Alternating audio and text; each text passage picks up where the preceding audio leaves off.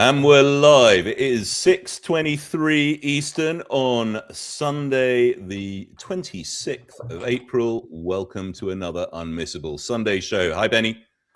How are we doing? Happy early birthday. Thank you. Well, that's not for another few weeks. I have my wedding anniversary this weekend. It's a wedding anniversary. Sorry. Well, yeah, happy wedding anniversary. There you go. We've got a lot to run through in half an hour today. We're going to talk about a bunch of things. We're going to start in China. We're going to talk about some things that we touched on in previous episodes that are kind of playing out. And we're going to talk about this quirk in the MSCI Emerging Markets. And then you have been doing some work on sovereign resilience, which kind of plays into what I was doing with Australia a few weeks ago. So let's all the countries, honestly. I'll give the story of how that came about.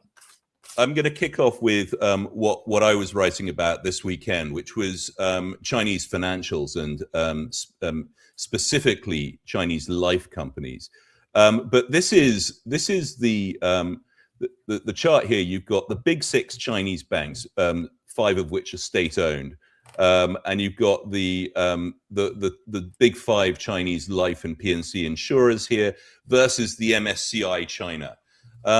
Since the beginning of 2024, these financials have absolutely smoked, global markets generally, but China specifically. And so everyone who thinks that trading China is just all about catching the rips in Alibaba is simply doing it wrong, in my view.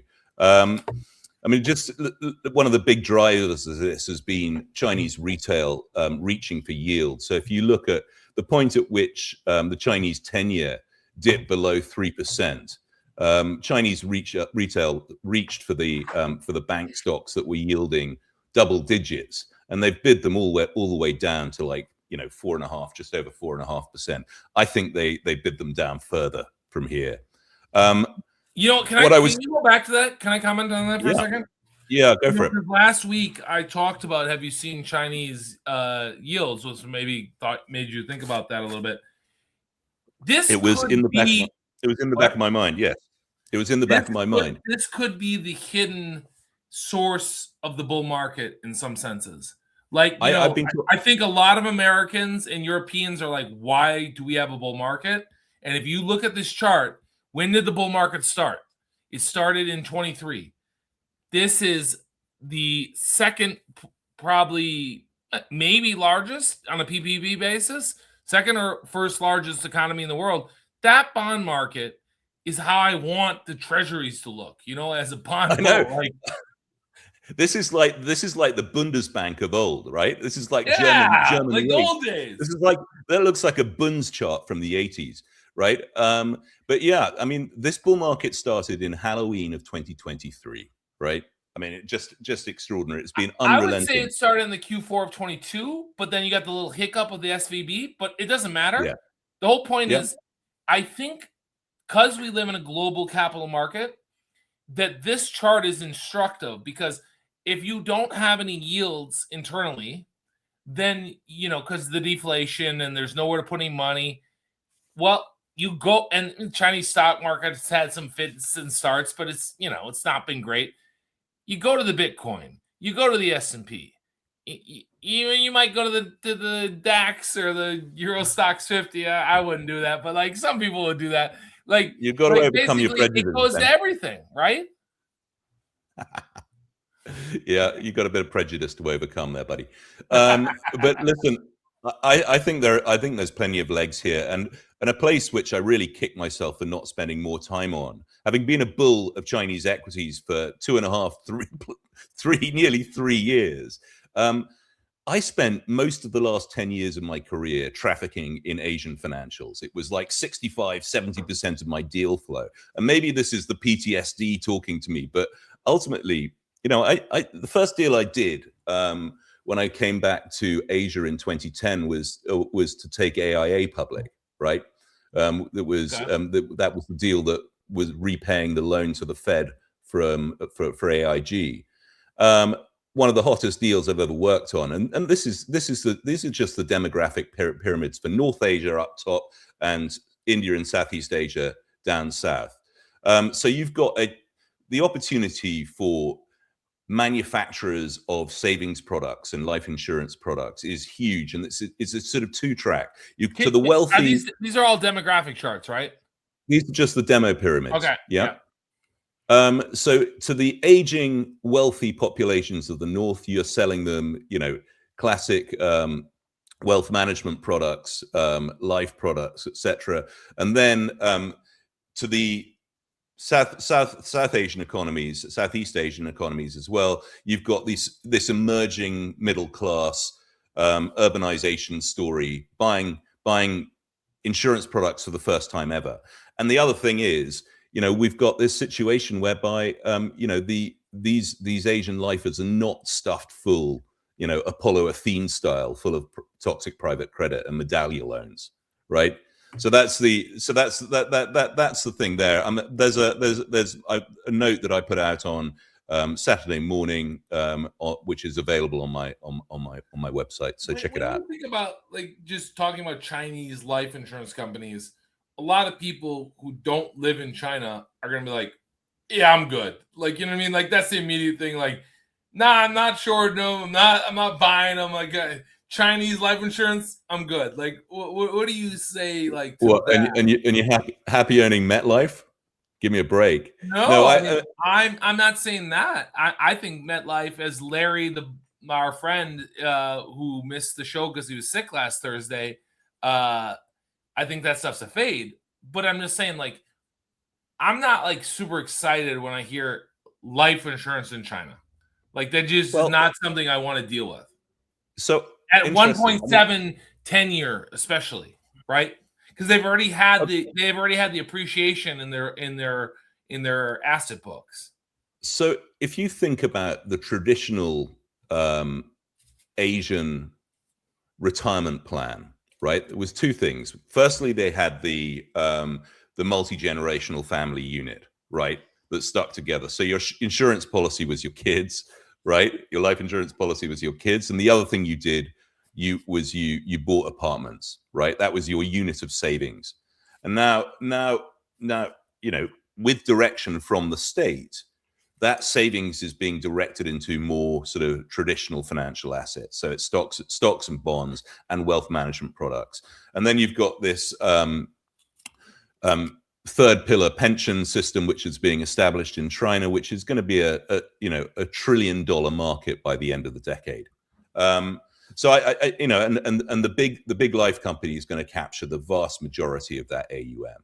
So these businesses are really cheap. So Ping An, which was the other one I wrote about this week, is trading at 80% of embedded value, which is, if you like, that's the way you value life companies. It's essentially an adjusted book value, an actuarially adjusted book value, and these are businesses that are growing their value of new business, VONB, by about 30% a year at the moment. So to discount that kind of compounder at a 20% discount to embedded value, just is screamingly cheap. Do you ever really want to own a growth financial though? I'm always skeptical. No. That is that you don't want to be paying a racy multiple for growth. Absolutely not. And I totally buy that truism. It's the reason I dislike those buy now, pay later operations so much. Yeah, it's classic, like a bank, a growth bank. If we had the Benny and Squirrel Bank, we can give out money. Don't get me wrong. It's very easy. There's a lot of people who want money, but it's about getting the money back, right? That's the key to the lending growth. But this is the other way around. People are giving them money, and they're taking but what is the rate, right? What is the rate, right? Well, if they're guaranteeing annuities at the wrong price, yes, that's a problem. Right. Insurance. So let's think about Florida insurance, because recently this happened.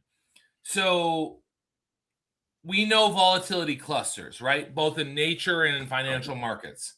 Yep. What happens is non-savvy participants will come in and be like, well, we haven't had a hurricane in Florida in 7 years.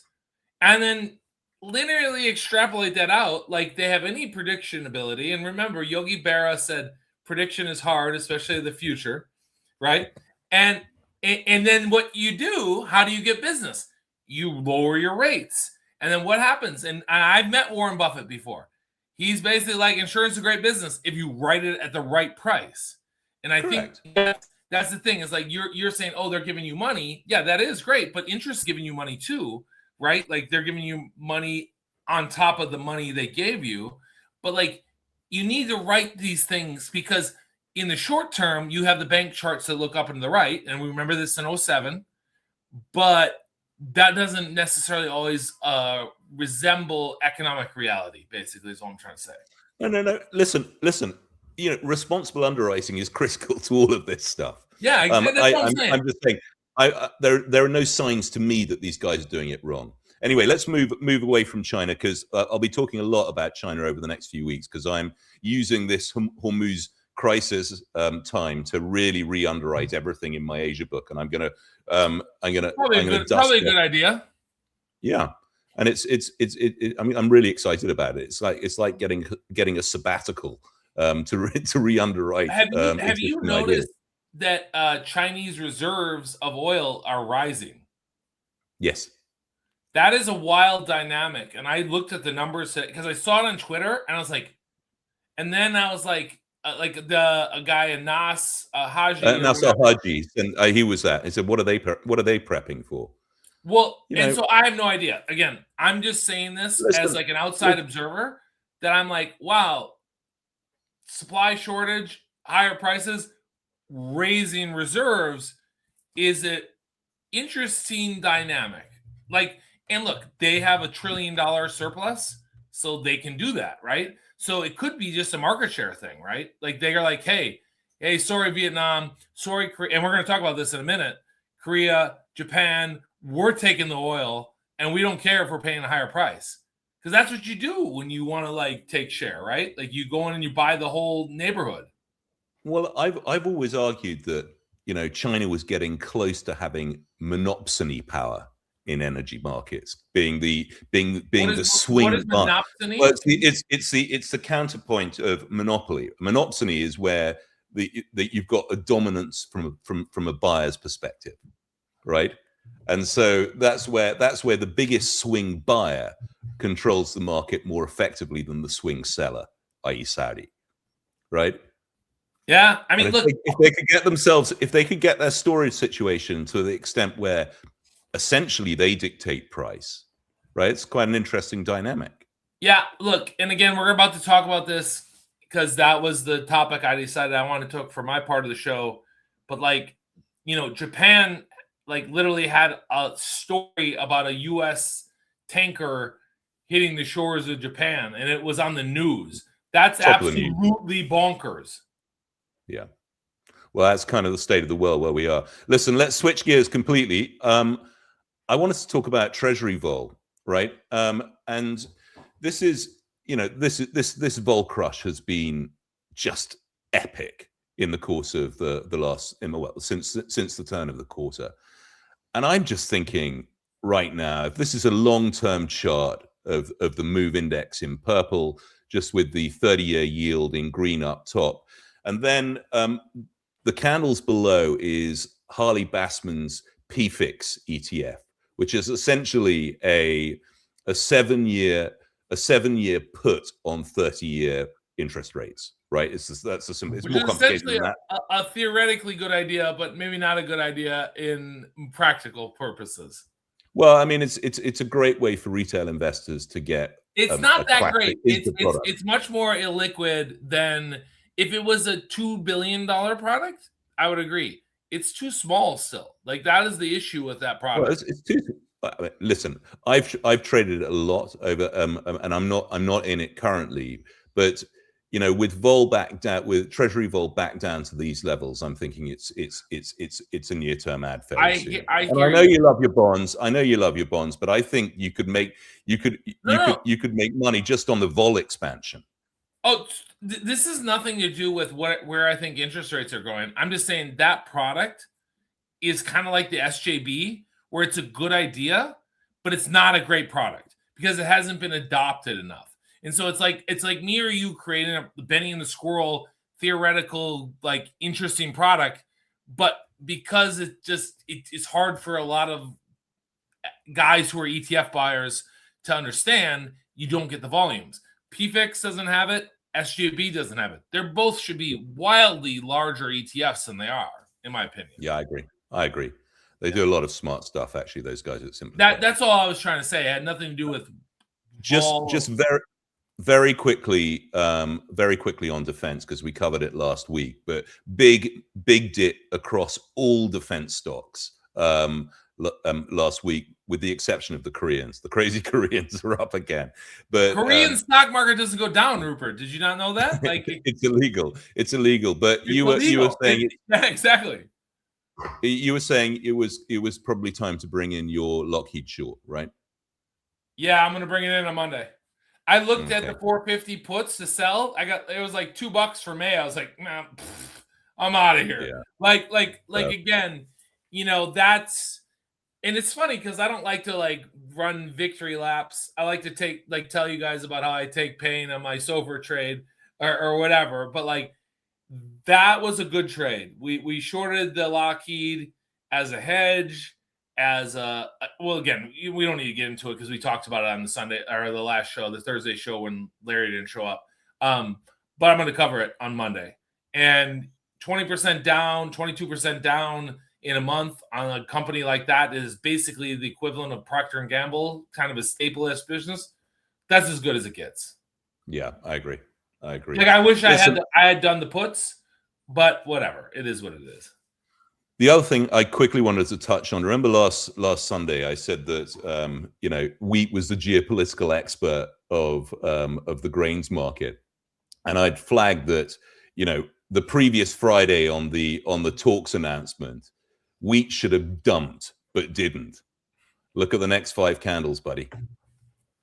I mean, yes, there's been an extra story in terms of Russian yields and a winter freeze in North America, but I think the grains are on the move, and our buddy Nico has told us it's go time for corn, right? I'm very pleased. Got that one on already.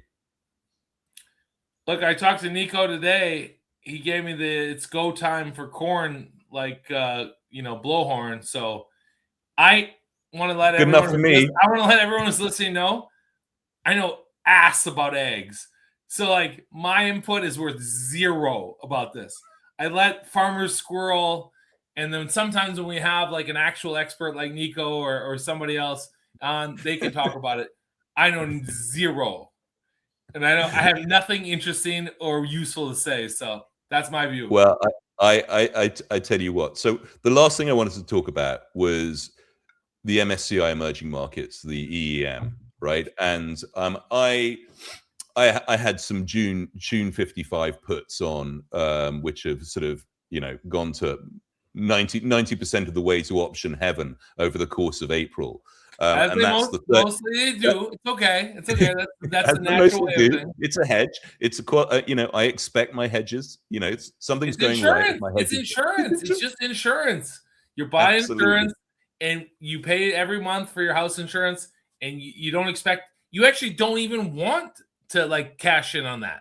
You literally don't want to cash on it. So like, remember what was my tell at the beginning of the year? I was making money in my hedge book as well as my long book, and that was what freaked me out at the beginning of February, right? That was my trigger to start shedding risk. That's true. That is when you got worried. Yeah. You know what's weird? But listen, Hormuz crisis, and EM has a record month. I go, okay, it's one of those. The emerging market index isn't really an emerging market index. Guess what? It's a semis and storage. It's a semis and storage index. So if you break down the return of EM over the month of April, which I did, right? It is 42% semiconductors, right? And then you've got another 16% contribution from basically memory stocks. Right. So So you're nudging nearly 70% of total return over the month that's come from semis and storage. And that is the exact same thing in the S&P. And then, I'm going to show you a chart at the end of this of like Korean exports versus like that is the market. Just so we're clear, like the entire stock market is memory and semis. And anybody else who's like in the fire hose, like Comfort Systems, which is an HVAC company, or Vertiv or Powell Industries or whatever, like that's the market right now. Yep. What's interesting, you could also say that, Korea is the market right now. South Korea is the market. 100%. And I'm going to talk about that. I'm going to talk about that when I get to like my part, like 100% that you just watch the Kospi. Like the Kospi is what you watch. The Kospi leads the S&P. The Kospi is the most important index in the world right now. Amazing. All right. And this is a simple implied vol of 25 delta puts, right? On Korea, EWY, on semiconductors, SMH, and EEM, the MSCI Emerging Markets. And there is, given what I've just shown you in terms about the contribution over the last month, you can buy a 25 delta put on EEM now, right, for half the vol of a Korea put right now. Now, I'm sure the market isn't super inefficient here. I'm not exposing something here, but if you have reasons to need to protect EEM exposure, and you're a little bit tempted to fade this semiconductor strength, well, that kind of might make sense for you here. You never make, like, in general, there's for people who don't think when they buy options, they don't look at the vol structure and all. Like, here's a good rule of thumb: don't buy vol over 30. Like, in general, like there's single stock, you might have to go over that sometimes, but an index level 51 vol, like it's just not what you want to be in. 26, you're just not, like if it's protected. Advertising, if he would not advertise that in the DAX, in the Eurostoxx 50, in the S&P, if the S&P vol was at 26, I don't think we'd sit here and Rupert would be like, buy it at 26. It's because we're in this District 3 that's really important and having this moment in time, and like this is the better way to do it. So like his idea is right, but still 52 vol. And remember, actually, Rupert, go back to the chart real quick. Let's just show these guys one more time. Look at this, and we were talking about this pre-show. These things all traded together. 2014, 15, 16, 17, 18, 19, even in the COVID, they all traded together. And then we get this dispersion in the last two and a half years. It might last, but I'm just saying, were they really that much different of businesses? Were people so stupid before? I think Rupert has an idea here. Do your own research, but I like it. Yeah. So listen, last slide from me, just on what's happened this month in terms of semiconductor multiples, and I put it against the XLE, against energy stocks.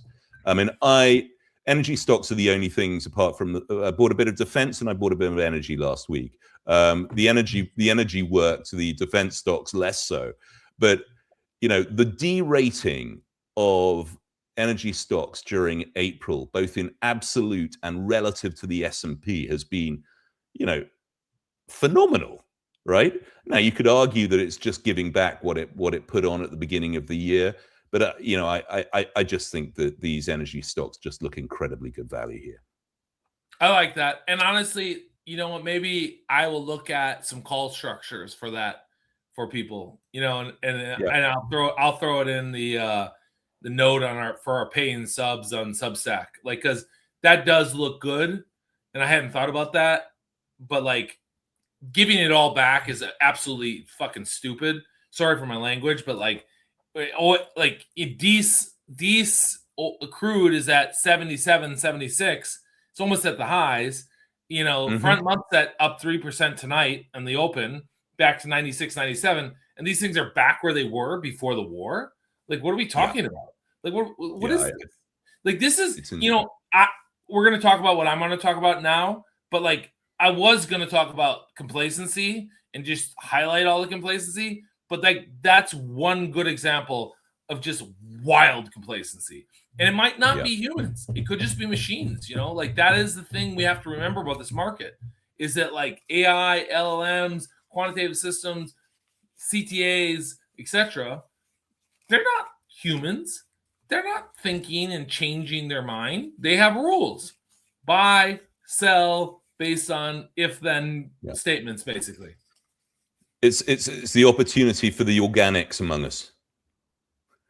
It's true. Honestly, the rise of the machines creates opportunity for the last of us, the dinosaurs, the guys who are still in the game, who are on the other side. We just have to be able to deal with the vol, basically. Absolutely. All right, I'll let you take over the steering wheel. Okay. All right. Here we go. So what I decided to talk about this week, I can't bring it up. All right, at the stage. So I was on a chat with some of my buddies who are Belgians, and one guy who lives in Monaco, and one guy who lives in the UAE, and he was telling me how safe the UAE was. And I was like, after they are begging for swap lines. And I was like, okay. He's sending me all the crime statistics. I'm like, that's one vector of safety. So then what I did was I took my mode of reasoning skill on my Perplexity computer or my Claude Code, I can't remember what it was, but one of my AI agents, and then had the AI agents argue amongst themselves of all the vectors of safety of countries, and then focus on the low delta, like not, because again, I'm a vol manager, so I like to think about the stuff we don't see that much that has high impact, low frequency, right? And the average person just isn't taught to think like that.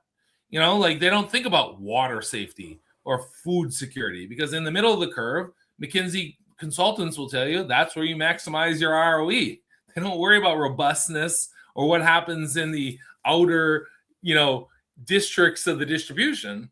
So I created this model, and they called the Composite Fragility Security Index, and I only left it to the top 50 countries ranked by GDP. And basically what you're going to see here is there's a lot of blind spots, and there is a lot of fragility. And Rupert and I have talked about this, so you guys are going to hear some of this, but this is like a very analytical process that went through to create this. And I have an index and the whole thing, like a whole deck, and we're going to give it to our paying subs. I'll give the whole deck that I created for this. So cool. I mean, it chimes off. You remember we talked about Australia a few weeks ago, right? Rich country running out of fertilizer and diesel, right? This is classic example of what we're here. Yeah, so it's funny because our friend of the show, David Dredge, who's like the king of tail risk, after I built this thing, I sent it to him. I said, it's pretty ironic that you live in Singapore, which is the most exposed hidden risk country on my AI council model.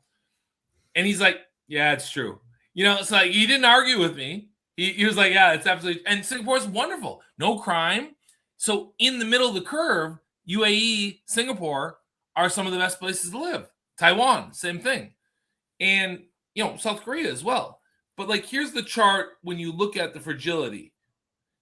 The gap between, the strongest and the weakest. Singapore, UAE. How many times, Rupert, have we talked about those two? I mean, I was in the UAE when the war started, so I have some personal experience to it. And didn't stay in a hotel because I was worried about the desal plant and the Navy base that was next to Fujairah. Singapore, the jet fuel. Taiwan, we all know about that. Saudi Arabia, Japan, Korea, which is the number one, we just said was the leading stock market. We're talking about we're not talking about the guys in the upper levels of this, Russia and Bangladesh and countries that people don't care about. These are places that people, serious places, right? What was the hidden resilience weakness for Argentina, by the way? just crazy I'd politics, have to or look. It's in the deck. yeah, look at it. Yeah, But like basically, this chart right here is high versus low. So your yeah, highest, you know what I mean? So let's yeah. go. And so we're going to say, here's the great powers, right? And I guess we have to put India, even though it's much to Rupert's chagrin, because the first time I ever had Rupert on my old podcast, and the second time I had him on my podcast before we became podcast partners, I think he pitched short India both times. I did too much business in India. I'm always looking. I'm always looking for ways to fund other emerging market longs, and the valuation of Indian equities I just find constantly insulting. I mean, and I think you're right. If you look at this, like they have good demographics. That's the only thing that they have relative. The U.S. looks pretty much the best, and you have China has weak water, weak food, weak energy, but they're good at crime, Everything else. Anyway, point is, we're just gonna say that like this model showed that like no country is secure, including the US, definitely including Australia, definitely including the old empire, which is the UK. And like there's no country in the world that is actually fully secure. Even the US and Russia and China, which are, maybe And set up. I think this crisis is waking governments up all over the world to this 100%. fact.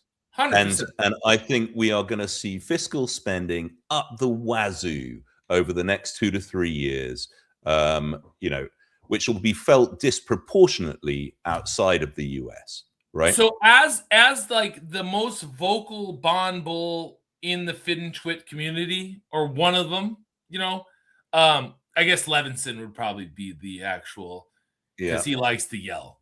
But in social, nice British society, I'm that guy. What Rupert's saying is fiscal spending from defense, fiscal spending from all this stuff, fiscal spending when energy goes up, plus demographics, which you saw in the last chart, going down, so less taxpayers. That's a bad situation. And nobody, in my biggest failure of my career is thinking that the rules should stay the same. Like that I was taught like to play Risk, like Rupert talked about last Sunday, like these are the rules of the game, or chess or whatever. But the people in power just change the rules when it's not working for them. That is my biggest source of angst, and why I'm a little bit cynical is because you just keep changing the rules. And so he's probably right? Like they're all going to do whatever it takes to keep people happy, to make them look somewhat decent, to have some level of security. And then in the face of less taxpayers, it's gonna put pressure on funding. There's no question. Yeah. Financial repression coming to a movie theater near you anytime soon. So let me show these charts that plot parlay on that. All right, so we're in Singapore. This is Singapore jet fuel. How's that look to you, buddy? Yeah, I mean, pretty terrifying, but at least they have the refining capacity there, right? They've got a couple of the big mega refiners, but they're just short of the input, right? It's just a proxy for how energy dependent they are, basically. Yeah, is what I'm trying to show.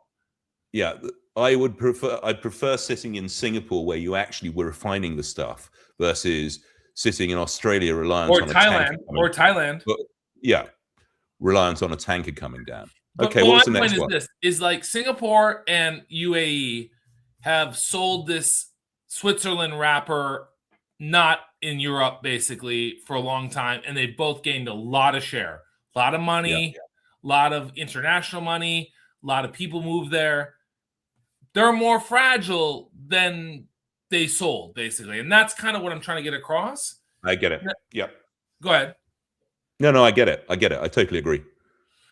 Everyone knows the Taiwan risk, right? Like here's Taiwan Semiconductor. Like, the bottom is the Taiwan Semiconductor price divided by the 200-day moving average. We're not at the craziness of the .com. So if I'm a bull, I'm going to say, oh, we could go there.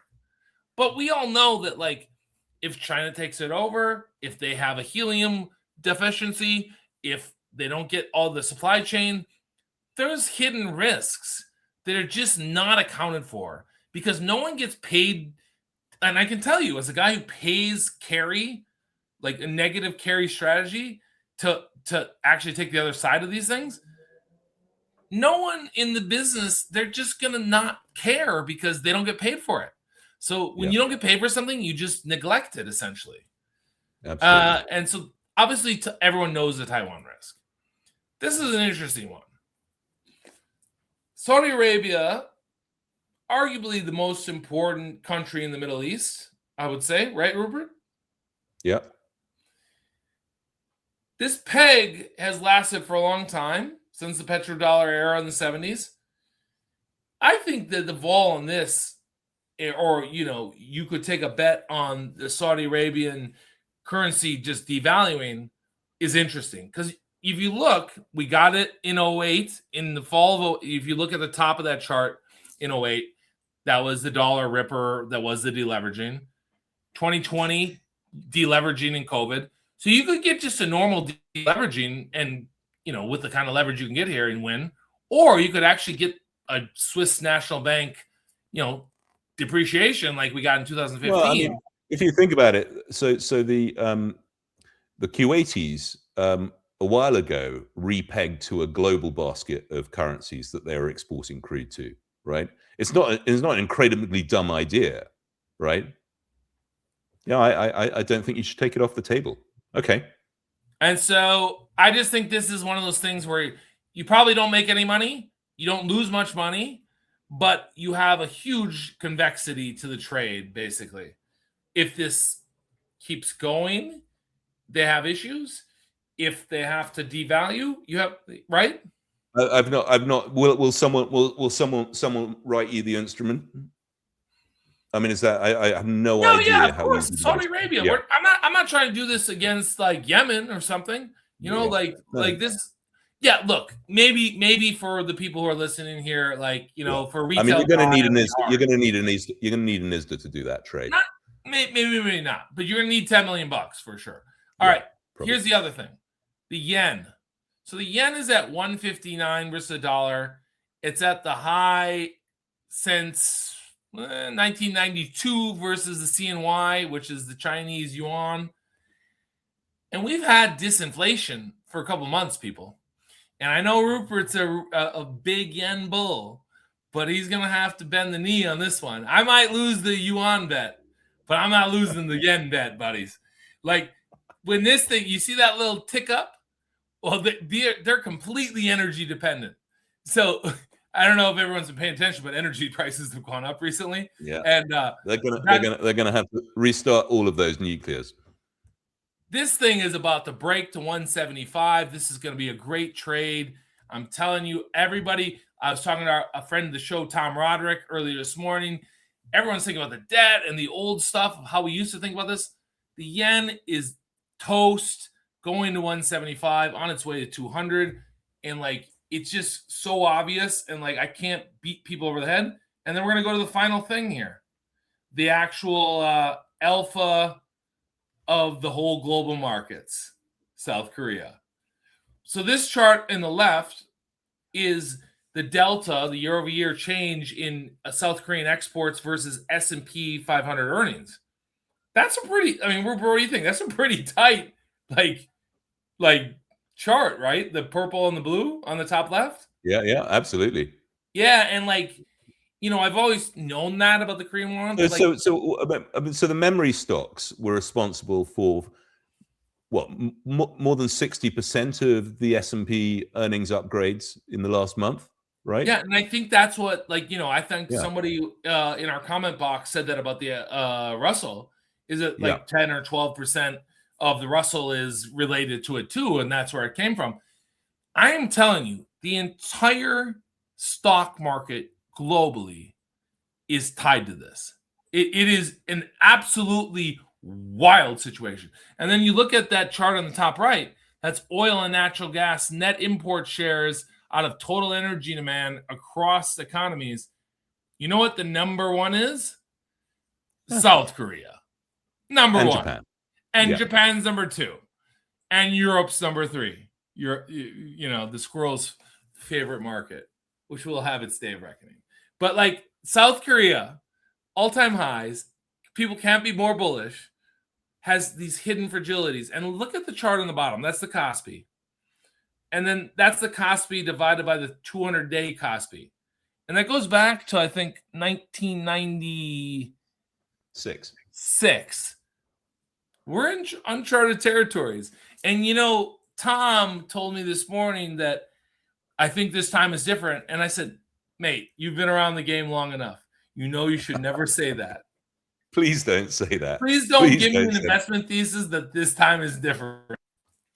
Okay. And I think everyone's made so much money that they just kind of have lost their cynicism, essentially. Yeah. That's my view on all this. Everyone's just printing cash. Yeah, I was just going to say, listen, we're in time fault territory, Benny. 40 minutes. It's a classic penalty strike. So thank you everyone for sticking with us to this point. We have got your buddy Adam on Thursday, right? We got Mr. Small Cap. Yeah, we have my buddy that I went to grad school with, Adam Peck. He runs River West Investments in Milwaukee. I think they have a couple $1 billion of funds. They have a bunch of different asset management, but he's a small cap manager.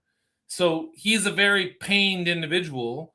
And last Sunday we were talking about small caps, and I was like, I want to get a small cap guy. And then he was the only small cap guy I knew. I knew one or two more from my old days at Fidelity, but they don't even work there anymore. So I had to go on LinkedIn, which I never want to do, to find them. And so yeah, we have a small cap manager coming. We'll talk stocks on Thursday. We'll dial down the macro and talk some small and medium, which you might call SMID stocks. Fantastic. Well, listen, until then, Benny and the Squirrel out. See you on Thursday. Later, guys.